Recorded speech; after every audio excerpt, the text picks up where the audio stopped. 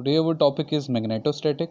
अभी तक हमने इस चैप्टर में थर्मल और इलेक्ट्रिकल प्रॉपर्टीज़ को डिटेल में पढ़ा है। अब थोड़ी सारी डिटेल हम पढ़ेंगे मैग्नेटिक प्रॉपर्टीज़ की, जैसे कि हमने लास्ट लेक्चर से स्टार्ट की है। सो मैग्नेटोस्टैटिक्स बेसिकली दो वर्ड से मिल के बना है, एक है मैग्नेटिक और एक है स्टैटिक। सो मैग्नेटिक का मतलब है कि इसमें हम मैग्नेटिक फील्ड के बारे में बात करेंगे और स्टैटिक का मतलब है at rest. So magnetostatics basically branch है इलेक्ट्रोमैग्नेटिज्म की, जो कि स्टडी करती है magnetic effect of charges at rest. हमने अभी तक देखा था कि करंट की वजह से मैग्नेटिक फील्ड होती है, और वो जो करंट है अगर वो चार्जेस एट रेस्ट या यूनिफॉर्म स्पीड से मूव करते हुए चार्जेस की वजह से हो, तो उसकी जो स्टडी होगी हम उसको बोलेंगे मैग्नेटोस्टैटिक। इसको डिटेल में अंडरस्टैंड करने के लिए हम थोड़ा सारा ब्रीफ हिस्ट्री देखते हैं क्लासिकल फिज़िक्स की।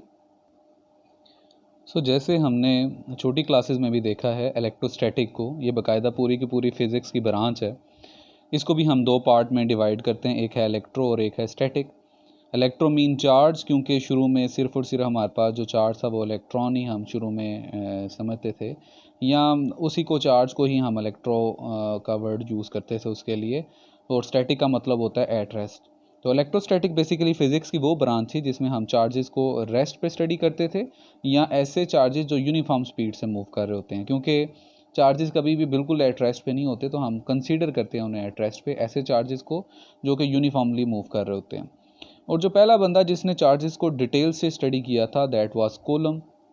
उसने एक बहुत फेमस जो है वो रिलेशन दिया था चार्जेस के बारे में, जिसको हम कूलम लॉ बोलते हैं। ये तकरीबन 17वीं सेंचुरी के अंदर उसके स्टार्ट में हमें उसने दिया था। उसको हम कूलम लॉ बोलते हैं। यही वजह है कि चार्ज का जो ऐसा यूनिट है वो भी कूलम है। उसके कुछ अर्सा बाद जब हमने देखा कि जब चार्ज मूव करता है तो एक मैजिक क्रिएट करता है, उस मैजिक को हम बोलते हैं इलेक्ट्रिक करंट। और इलेक्ट्रिक करंट को स्टडी करने वाला डिटेल के साथ दैट वाज एम्पेयर। 17वीं सेंचुरी के मिड तक हमने ये डिस्कवर किया था कि चार्ज से जो है एक स्पेशल चीज़ जनरेट होती है उसके मूव करने से, जिसको हम क्या बोलते हैं, इलेक्ट्रिक करंट। यही वजह है कि इसका ऐसा यूनिट एम्पेयर है। उसके बाद काफ़ी अरसे बाद उससे हमने कुछ साइंटिस्ट ने, माइकल फैराडे ने ये ऑब्ज़र्व किया, और डिफरेंट साइंटिस्ट के पूरे ग्रुप ने ये डिस्कवर किया कि हमारे पास जो करंट है उसके इर्द गिर्द एक अनसीन फोर्स होती है। उसके इर्द गिर्द जो है एक अनसीन फोर्स होती है, जिसको उन्होंने नाम दिया मैग्नेटिक फील्ड का या मैग्नेटिक फोर्स का। 18वीं सेंचुरी में साइंटिस्ट ने और माइकल फैराडे ने जो है मिलके मैग्नेटिक फील्ड को एक्सप्लेन किया, और उसकी जो डायरेक्शन है कि करंट कैरिंग कॉइल के इर्द गिर्द मैग्नेटिक फील्ड जो है सर्कल की फॉर्म में होती है, उसकी डायरेक्शन कैसे फाइंड आउट करते हैं, वो फ्लेमिंग ने की, जिसको हम जानते हैं फ्लेमिंग के लेफ्ट हैंड रूल को। इसके बाद हमने देखा कि जो करंट के चेंज होने से मैग्नेटिक फील्ड भी चेंज होती है, उसकी मैग्नीट्यूड भी चेंज होती है, एज वेल एज उनकी डायरेक्शन भी चेंज होती है। मैग्नेटिक फील्ड जो जनरेट हो रही है उसकी मैग्नीट्यूड और उसकी डायरेक्शन डिपेंड करती है करंट पे। करंट को चेंज करने से मैग्नेटिक फील्ड की मैग्नीट्यूड भी और डायरेक्शन भी चेंज होती है। तो इसका आपस में रिलेशन है, जिसकी वजह से एक पूरी की पूरी फिज़िक्स की नई ब्रांच बनी, जिसको हम बोलते हैं इलेक्ट्रोमैग्नेटिज़्म।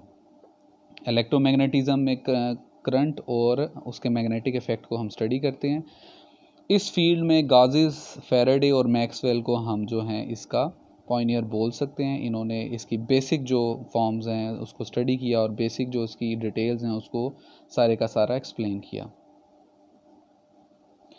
अब जब हमने देखा कि चार्जेस की वजह से उसकी इलेक्ट्रिक फील्ड जनरेट होती है, और उस इलेक्ट्रिक फील्ड की वजह से एक मैग्नेटिक फील्ड भी जनरेट होती है, तो हमारे पास फिर इसके बारे में नई आगे से स्टडी शुरू हुई, जिसमें से एक ब्रांच जो है वो मैग्नेटोस्टैटिक कहलाती है। जैसे कि मैंने बताया कि ये वो मैग्नेटिक फील्ड के इफ़ेक्ट को स्टडी करना है जो कि ऐसे चार्जेस की वजह से जनरेट होती है जो कि यहाँ तो रेस्ट पे होते हैं या फिर यूनिफॉर्म स्पीड से मूव कर रहे होते हैं। उनके मैग्नेटिक इफ़ेक्ट को स्टडी करने के लिए जो ब्रांच यूज़ होती है उसको हम बोलते हैं मैग्नेटोस्टैटिक। जिस तरह से हमने देखा था कि इलेक्ट्रोस्टैटिक को जो इनिशियली जो स्टडी हुई थी उसमें कूलम लॉ की बड़ी हैसियत है। तो जिस तरह इलेक्ट्रोस्टैटिक की बुनियाद जो थी वो हम कूलम लॉ पे रखते हैं, इसी तरह मैग्नेटोस्टैटिक की जो बुनियाद है वो बायो-सैवर्ट लॉ पे हो। बायो-सैवर्ट लॉ, इसको हम बीओ-सैवर्ट लॉ भी बोल सकते हैं, बायो-सैवर्ट लॉ भी बोल सकते हैं, या अक्सर लोग टी को साइलेंट भी बोलते हैं, सिर्फ और सिर्फ बायोसेवर्ट्स इसको बोलते हैं। तो जो भी नाम आप चाहे इसको दे सकते हैं। इसकी हैसियत मैग्नेटोस्टैटिक में सेम और सेम वही है जो कि इलेक्ट्रोस्टैटिक में कॉलम लॉ की है। तो अगर अब आप वही मैट्रिक वाला इंटर वाला कॉलम लॉ की स्टेटमेंट अपने माइंड में रखें तो आपको ये ईजीली सारे का सारा समझ आ जाएगा। सो इस लॉ का बेसिकली पर्पस क्या है? This law use to study the magnetic field at any point generated due to any current element. Let's suppose हमारे पास एक कंडक्टर है जिसका ये कुछ पार्ट है, इसमें से करंट पास कर रही है कोई भी आई। अब इस करंट की वजह से हम देखते हैं कोई भी point, let's suppose this is a point P.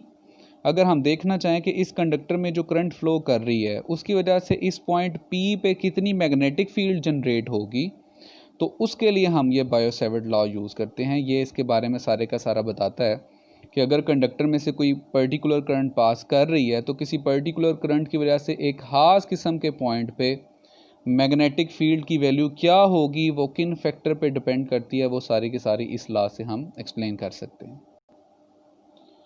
अब लेट्स सपोज ये हमारे पास कंडक्टर का वो पार्ट है जिसमें एक पर्टिकुलर करंट आई पास कर रही है। तो लेट्स सपोज हम इसका कोई भी एक यूनिट लेंथ लेते हैं। लेट्स सपोज ये अगर हम इस सारे के सारे पार्ट को स्मॉलेस्ट पार्ट में डिवाइड करें, छोटे छोटे पार्ट्स में डिवाइड करें और कंसीडर करें कि इस छोटे छोटे पार्ट में हमारे पास करंट है। अब जाहिर सी बात है, वैसे तो इसके अंदर चार्जेस फ्लो कर रहे हैं, तो हमें पता है कि जो चार्ज एट रेस्ट है कम्प्लीटली, वो बेसिकली करंट जनरेट नहीं करता। हमारे पास चार्ज का फ्लो होना ज़रूरी है करंट का, और जब करंट जनरेट होती है तो वो मैग्नेटिक फील्ड आगे से जनरेट करती है। जैसे कि मैंने लिखा, electric current is the source of magnetic field. तो जब तक हमारे पास इलेक्ट्रिक करंट नहीं होगी, दैट्स मीन हमारे पास मैग्नेटिक फील्ड नहीं होगी। इसलिए हम क्या करते हैं कि बजाय हम एक पॉइंट के लेने के, हम एक छोटा सारा पूरा का पूरा पार्ट लेते हैं, और ये इनफाइनाइटली स्मॉल हमारे पास पाथ है।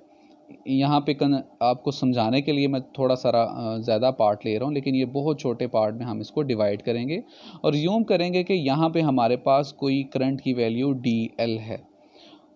सो यहाँ पे एक महसूस किस्म के, लेट्स सपोज इस पॉइंट से इस पॉइंट तक जब चार्ज मूव करेगा तो एक ख़ास किस्म की करंट को जनरेट करेगा जिसको हम शो कर रहे हैं DL।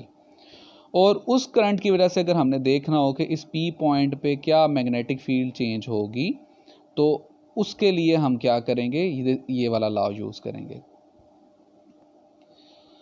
अब इस करंट के लिए हमारे पास कितनी मैग्नेटिक फील्ड जनरेट होगी, तो वो जो मैग्नेटिक फील्ड है वो कुछ पैरामीटर पे डिपेंड करती है, जो कि हम इसको लिख सकते हैं।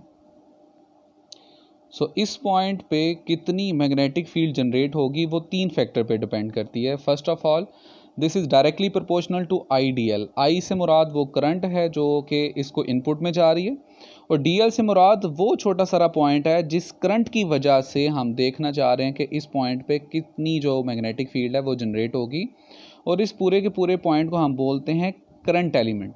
अगर आपको याद होगा, जब हम कॉलम लॉ पढ़ते थे तो वहाँ पे हम पॉइंट चार्ज का एक कंसेप्ट इंट्रोड्यूस करवाते थे। पॉइंट चार्ज से मुराद है कि बहुत स्मॉलेस्ट हमारे पास जो चार्ज होगा उसको हम पॉइंट चार्ज बोलते थे। तो यहाँ पे हमारे पास स्मॉलेस्ट अमाउंट ऑफ करंट है जो कि मैग्नेटिक फील्ड को जनरेट कर सकती है, उसको हम ले रहे हैं। तो एक पॉइंट पे जो करंट एलिमेंट है, करंट एलिमेंट से मुराद है एक स्मॉलेस्ट यूनिट में जो करंट फ्लो हो रही है, उसको हम बोल रहे हैं करंट एलिमेंट। सो उससे डायरेक्टली प्रोपोर्शनल है। हमारे पास करंट कंडक्टर के अंदर जो स्मॉलेस्ट अमाउंट ऑफ करंट होगी, जिसको हम करंट एलिमेंट बोल रहे हैं, वो जितनी ज़्यादा होगी डेफिनेटली हमारे पास उससे जनरेट होने वाली मैग्नेटिक फील्ड भी उतनी ज़्यादा होगी। अगेन मैं रिपीट कर रहा हूँ, सिंपल चार्ज की वजह से हमारे पास फील्ड जनरेट नहीं होती। हमारे पास जो मैग्नेटिक फील्ड का सोर्स है वो है इलेक्ट्रिक करंट, और इलेक्ट्रिक करंट जनरेट करने के लिए हमारे पास चार्ज का फ्लो होना ज़रूरी है। इसलिए हमने ये पूरी की पूरी एक लेंथ ली है जिसमें चार्ज जब फ्लो करेगा तो एक ख़ास अमाउंट की करंट जनरेट करेगा, जिसको हम बोलेंगे करंट एलिमेंट। और वो करंट एलिमेंट जितना ज़्यादा होगा उससे जनरेट होने वाली मैग्नेटिक फील्ड भी उतनी ज़्यादा होगी। दूसरी चीज़, हमारे पास जो मैग्नेटिक फील्ड है वो एक ख़ास पॉइंट में जो जनरेट हो रही है वो एंगल पे भी डिपेंड करती है। अगर आप देखें तो हमारे पास ये जो पॉइंट है, ये कंडक्टर के इस पॉइंट से एक ख़ास किस्म का एंगल बना रहा है जिसको हम बोलते हैं थीटा। अब इसके चेंज होने से डेफिनेटली हमारे पास जो इसकी फोर्स जनरेट हो रही होगी, जो मैग्नेटिक फील्ड सॉरी जनरेट हो रही होगी, वो भी चेंज होगी। क्योंकि इंटर में भी आपने देखा होगा कि हमारे पास जो फोर्स लग रही होती है किसी भी करंट कैरिंग कॉइल में ड्यू टू मैग्नेटिक फील्ड, उसको हम इस तरह से दे सकते हैं। तो डेफिनेटली जो जो हमारे पास ये एंगल चेंज होगा, हमारे पास जनरेट होने वाली मैग्नेटिक फील्ड भी चेंज होगी, और इसकी वैल्यू साइन थीटा के डायरेक्टली प्रोपोर्शनल है। आपको पता है साइन थीटा की मैक्सिमम वैल्यू होती है जब एंगल हमारा होता है 90। सो दैट्स मीन कि जब ये जो करंट फ्लो कर रही है वो इस पॉइंट के परपेंडिकुलर होगी एंड 90 के एंगल बनाएगी, तो उस दौरान मैग्नेटिक फील्ड जो जनरेट हो रही होगी वो मैक्सिमम होगी। और अगर करंट जो फ्लो कर रही है इस डायरेक्शन में और जो पॉइंट है ये भी उसके बिल्कुल पैरेलल अगर हम ले लें, तो वहाँ पे जो मैग्नेटिक फील्ड जनरेट हो रही होगी वो ज़ीरो होगी। सो इसकी मिनिमम वैल्यू होगी जब हमारे पास एंगल क्या होगा, ज़ीरो। एंगल ज़ीरो होने का क्या मतलब है कि करंट और वो पॉइंट जहाँ पे हम मैग्नेटिक फील्ड फाइंड आउट करना चाह रहे हैं दोनों एक ही डायरेक्शन में हो जाएं, दोनों पैरेलल हो जाएं।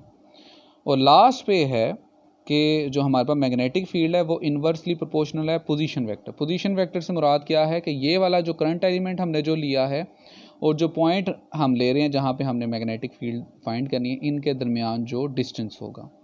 सो डेफिनेटली इनके दरमियान डिस्टेंस जितना ज़्यादा होता जाएगा, हमारे पास इधर मैग्नेटिक फील्ड उतनी कम होती जाएगी। इट इज़ जस्ट लाइक अगर आप सर्दियों में आग के जितना करीब बैठेंगे, आग और आपके दरमियान जितना डिस्टेंस कम होगा, उसकी हीट, उसकी तपिश, उसकी थर्मल जो फील्ड है वो आप तक ज़्यादा पहुंचेगी। लेकिन अगर आप आग और आपके दरमियान डिस्टेंस ज़्यादा करते जाएंगे तो आप तक जो थर्मल फील्ड पहुंच रही है वो कम से कम होती जाएगी। And it is just a common sense कि हम जितना डिस्टेंस इन दोनों पॉइंट के दरमियान बढ़ाते जाएंगे, इस पॉइंट पे जो फील्ड पहुंच रही होगी वो कम होगी।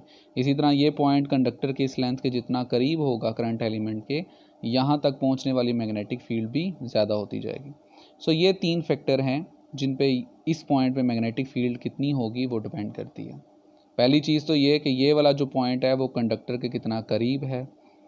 दूसरी चीज़ ये है कि वो उस करंट एलिमेंट से एंगल कितना बना रही है। और तीसरी ये चीज़ कि उस कंडक्टर के अंदर जो हमारे पास करंट आ रही है और उस करंट एलिमेंट तक जितनी करंट पहुंच रही है वो कितनी है। जितनी ज़्यादा करंट होगी उतनी ज़्यादा डेफिनेटली उससे मैग्नेटिक फील्ड जनरेट होगी। लेकिन अगर इसमें करंट एलिमेंट ही जो है वो बहुत कम आ रहा है, इसका इनपुट करंट बहुत कम आ रही है, तो डेफिनेटली इससे जनरेट होने वाली मैग्नेटिक फील्ड भी इतनी ज़्यादा नहीं होगी। अब अगर हम इन सारे के सारे फैक्टर को इकट्ठा कर दें, सारे के सारे पैरामीटर को और फैक्टर्स को इकट्ठा कर देने से हमारे पास ये कुछ इक्वेशन बन जाएगी। तो जैसे कि मैंने बताया कि ये कॉलम लॉ से काफ़ी ज़्यादा इंस्पायर लॉ है और उसका एक्सप्रेशन भी अगर आप देखें तो कुछ मिलता जुलता ही है उसकी तरह भी। अगर हम इस प्रोपोर्शनल को ख़त्म करें तो हमारे पास कांस्टेंट आ जाएगा। जस्ट लाइक कॉलम लॉ में हमारे पास एक आया था कांस्टेंट के, जो कि इक्वल था 1/4 पाई एप्सिलॉन नॉट, और इसकी वैल्यू हमारे पास थी 9 मल्टीप्लाई बाई 10⁻⁹। सेम इसी तरह हमारे पास यहाँ पे जो कांस्टेंट आएगा वो हमारे पास आएगा μ0/4 pi IDL sine theta over R square. Okay, so μ0 हमारे पास जो है वो परमिएबिलिटी ऑफ वैक्यूम है, या जिसे हम फ्री स्पेस बोलते हैं। जस्ट लाइक हमारे पास कॉलम लॉ में भी एक एप्सिलॉन नॉट था जिसको हम परमिटिविटी ऑफ फ्री स्पेस बोलते थे। दोनों वर्ड निकले हैं परमिशन से। परमिएबिलिटी ऑफ वैक्यूम का मतलब है कि वो जो इलेक्ट्रिक चार्ज के इर्द गिर्द स्पेस है वो मैग्नेटिक फील्ड को फैलने में कितना सपोर्ट करती है, कितना अलाउ करती है उसके इर्द गिर्द जो मैग्नेटिक फील्ड है उसको फैलने में। फॉर एग्जांपल, अगर आपने एक ताज़ा खाना बनाया है, लेट्स सपोज आपके पास एक ताज़ी बिरयानी की प्लेट है, तो अगर आप उसको किसी कमरे में खुला रख देंगे तो उसकी खुशबू इर्द गिर्द बड़ी जल्दी फैल जाएगी। लेकिन अगर आप उसके इर्द गिर्द एक ग्लास जार से उसे ढाँप देंगे तो अब उसकी जो खुशबू है, वो जो बिरयानी की फील्ड है इर्द गिर्द फैलने में वो इतनी जल्दी नहीं फैलेगी। दैट्स मीन कि उसके जो इर्द गिर्द की स्पेस है वो अलाउ करती है, वो डिसाइड करती है कि कितनी जल्दी या कितना स्लो जो है इसकी फील्ड फैलेगी। तो जस्ट लाइक बिरयानी की खुशबू जिसको मैं फील्ड बोल रहा हूँ, उसके फैलने में फ्री स्पेस का बड़ा रोल है। उसी तरह एक चार्ज के इर्द गिर्द, इलेक्ट्रिक चार्ज के इर्द गिर्द जो उसकी मैग्नेटिक फील्ड किस तरह से फैलेगी वो भी उस स्पेस पे डिपेंड करती है। अगर तो वो फ्री स्पेस है तो वो उसको हम बोलेंगे परमिएबिलिटी, कि फ्री स्पेस में किसी भी इलेक्ट्रिक चार्ज की जो मैग्नेटिक फील्ड किस तरह से अलाउ करती है, किस तरह से वो स्पेस उसको सपोर्ट करती है उसकी फील्ड फैलने में, उसको हम बोलते हैं परमिएबिलिटी ऑफ वैक्यूम। लेकिन अगर हम उसको किसी मीडियम में बंद कर देंगे, किसी जार में बंद कर देंगे, किसी भी मटेरियल में बंद कर देंगे, तो उस टाइम उसकी जो परमिएबिलिटी होगी उसको हम बोलते हैं परमिएबिलिटी ऑफ मीडियम, और उसको हम फिर रिप्रेजेंट करते हैं म्यू आर से। सो फ्री स्पेस के लिए जो वैल्यू है, जस्ट लाइक इसकी एक खास वैल्यू होती है, इसकी भी वैल्यू हमारे पास होती है 4 पाई मल्टीप्लाई बाई 10⁻⁻⁷। सो हमारे पास ये इसकी वैल्यू है। लेकिन अगर हमारे पास इसको मीडियम में बंद कर देंगे डेफिनेटली इसकी वैल्यू चेंज हो जाएगी। फ्री स्पेस में अगर होगा इलेक्ट्रिक करंट तो उस टाइम पे इसकी परमिएबिलिटी की वैल्यू ये होगी। अगर इसके यूनिट्स निकालने हो तो हमारे पास जैसे कि इसकी इक्वेशन ये है, इसको अगर एक साइड पे रखें, बाकी साइड चीज़ों को इधर डिवाइड हो रहा है, इधर आके मल्टीप्लाई हो जाएगा, ये इधर डिवाइड हो जाएगा। मैग्नेटिक फील्ड का जो यूनिट होता है वो होता है टेस्ला, उसको कैपिटल टी से रिप्रेजेंट करते हैं। आर डिस्टेंस है, ये हो जाएगा मीटर, उसके ऊपर स्केयर है। नीचे आई करंट है, इसका यूनिट हमारे पास होगा एम्पेयर पूरे का पूरा। और इसको जब हम इक्वलाइज करेंगे, इसको कैंसिल करेंगे, तो ये हमारे पास टेस्ला मीटर पर एम्पेयर आ जाएगा। सो दैट्स मीन अगर किसी भी लेंथ में 1 एम्पेयर की करंट फ्लो करे, अगर हमारे पास एक 1 मीटर की लेंथ है और उसमें अगर हम 1 एम्पेयर की करंट को पास करें, तो उससे अगर 1 टेस्ला की मैग्नेटिक फील्ड जनरेट होगी तो उसकी वैल्यू ∁ म्यू नॉट होगी। लास्ट में अगर हमने वेक्टर फॉर्म देखनी हो बायो-सैवर्ट लॉ की, तो अभी तक हमने इसकी मैग्नीट्यूड देखी है। हमारे पास ये आई है, magnetic field will be equal to μ0/4 pi IDL sine theta. IDL हमारे पास करंट एलिमेंट है। तो अगर हम इसकी वेक्टर फॉर्म देखें तो हमारे पास जो इसकी वेक्टर फॉर्म में जो हमारे पास वेक्टर क्वांटिटीज़ हैं वो तो एक है DL मतलब वो एक पर्टिकुलर लेंथ जिसमें हम देख रहे हैं करंट फ्लो कर रही है, और दूसरा हमारे पास R वो पोजीशन वेक्टर है जो कि इस लेंथ और उस पॉइंट के दरमियान है जहाँ पे हमने मैग्नेटिक फील्ड को फाइंड आउट करना है। इसको हम डिवाइड करेंगे RQ, ये इसकी वेक्टर नोटेशन है, ये आपको याद होनी चाहिए।